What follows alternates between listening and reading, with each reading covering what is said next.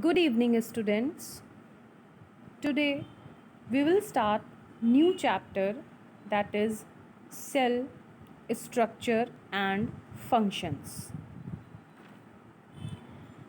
There are millions of various things which is present in this world. Some of them are living, some are non-living. Plants, insects, frog, human being, they all are living things, while sand, soil, air, water, chair, they all are non living things. Living things exist along with the non living things on this earth. Difference is living things carry out some basic functions like respiration, digestion, excretion, reproduction. Though non living objects may perform one or more processes like vehicles can move, but it is only a living thing that perform all the functions like respiration, digestion, reproduction, etc. All animals and plants are living organisms, are living things. These organisms, means plant and animals, they look different from each other, but they all are made up of microscopic units called cells. Okay, so in this chapter we will learn about the cell, its structure, its parts, and the function of the different parts of the cell. Firstly, we will learn about the discovery of the cell. As here it is written, Robert Hooke has discovered the cell in 1665. Now, the question is that how he has discovered the cell. He has observed the slices of cork under the self-designed microscope. Okay, while he was examining the thin slice of cork under his self-designed microscope. Okay, cork, it is a part of the bark of tree. Okay, cork is what? It is a part of the bark of tree. He took the thin slices of cork and observed under the microscope. What he has noticed? He has noticed a large number of compartments in the cork slice which resembles the structure of honeycomb. Okay, he has observed that the cork which he has observed, he has noticed that large number of compartments in the cork slice resembling the structure of honeycomb. Okay, he has given the term cell to each compartment. The large number of compartments in this picture, you can see the small compartments, small compartments is here in large number. It is an example of cell in the microscope. Okay, observation under the microscope.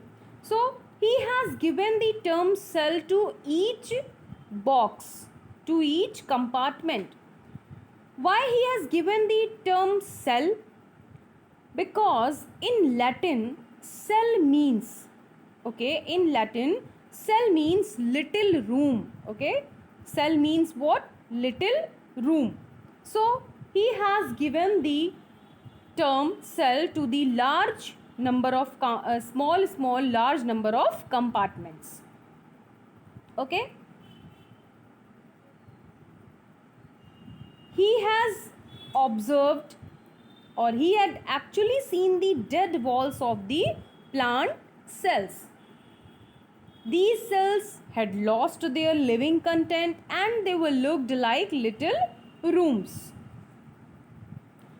However, after 150 years, approx 150 years, Hooke's discovery, when some modern microscopes, improved microscopes, because he has observed the cell under his self-designed microscope. So after many years, when the improved microscopes were discovered, scientists at that time scientist has discovered the different parts of the cell or the organelles which is present in the inside the cell. Okay, Robert Hooke has only discovered the cell. Okay, now about staining, like a cell, we have understood that how cell was discovered, who has discovered, and which year he has discovered. Now next, staining. Staining means to dye, dye, dye. Okay, to color. Cell is transparent. Okay, cells जो होती हैं, they are transparent and colorless. So they are difficult to observe under a microscope. So for their observation, cells are stained, or for staining some dyes are used, like example safranin, methylene blue, crystal violet. These stains, these dyes are used for staining cell. Then we can easily observe the cell under microscope. Okay, next, unicellular and multicellular organisms. Unicellular organisms, they are made up of single cell. Example, paramecium, amoeba, bacteria, yeast, euglena. Okay, then multicellular organisms, made up of many cells, example, tree, bird, animal, they are made up of many cells. And unicellular means they are made up of single cell. All the basic functions, the organisms which are unicellular, okay, in unicellular organisms, all the basic functions like digestion, respiration, excretion, reproduction, these functions are performed by a single cell. Okay, these functions are performed by a single cell. And in multicellular organisms, they are made up of many cells. So different cells perform different functions. In unicellular, single cell is responsible for the function, for performing the function, basic functions like digestion, respiration, excretion, reproduction, etc. Okay, this is about the unicellular and multicellular organisms. Now next is your level of organization. Now you can see this picture here. In first A, cell, the fundamental unit of life. Okay, the picture of cell is given. Then in second, epithelial tissue. Then in C, organ. Then in D, this whole digestive system. Then in E, a boy is there. Okay, so what does this level of organization means? In multicellular organisms, cell represents the lowest level of organization. Means an organism. Here they are talking about an organism, multicellular organism. The basic unit is what? The basic level is smallest, the lowest level is cell. Okay, and group of cells, they form tissues. Group of same cells, they form tissues. Then here see, stomach is there. Group of tissues form a stomach or an organ. Okay, then group of organs form a particular system. Like this D, you can see here, liver is there, stomach, large intestine, small intestine, then esophagus is there. Okay, so this is what? A digestive system. Then different systems form an organism, like this boy in picture E. So the lowest level is cell, then group of same cells, they form tissues, then group of tissues they form organ, then group of different organs they form a particular system, then different system form an organism. This is about the level of organization. Okay, next we will talk about cell, its shape and size. Different organisms have different types of cells. Okay, different organisms have different types of cells. Cells, they show variation in terms of their shapes and sizes. Cells show variation in the terms of shapes and sizes. This shape and size of cell depends on the specific functions performed by organism. Okay, the shape and size of the cell depends on what? It depends on the functions performed by the organisms. It does not depend on the size of organism. Okay, cell का shape और size उस organism में क्या function उसको perform करना है इस पे डिपेंड करता है, ना कि इस ऑर्गेनिज्म के साइज पर कि वो कितना बड़ा है और कितना छोटा है. सो shape and size of cells depends on the functions performed by the organism. It does not depend on the size of organism. Now first, the cell shape. Here different shapes is given. Name: spindle shaped, spherical, elongated, oval shaped आपकी RBC. Then this nerve cells, they are elongated. Okay, nerve cells are branched and elongated.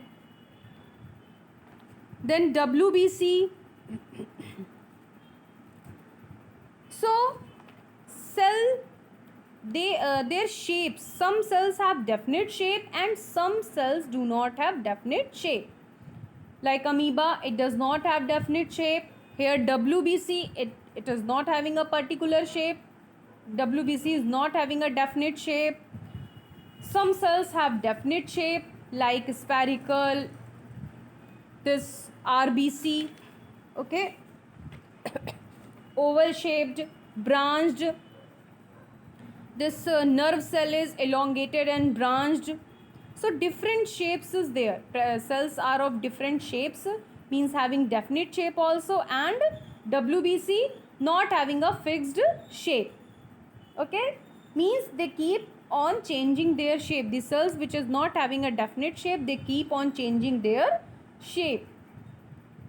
Now the shape of cell depends on the type of function it has to perform.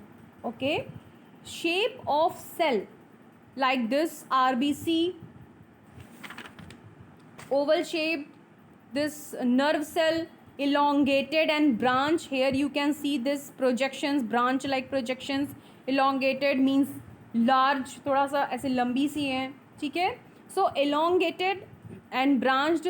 So shape of cell depends on the type of function it has to perform. For example, see this nerve cell. The function of nerve cell is to carry messages and send them to all parts of the body. Transferring, sending and receiving messages. This is the function of nerve cell. So here its body is like wire-like projections, elongated. Okay, so shape of cell depends on the type of function it has to perform. Here the example I have told you.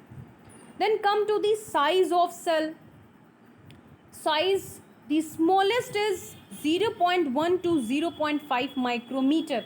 It is of bacteria.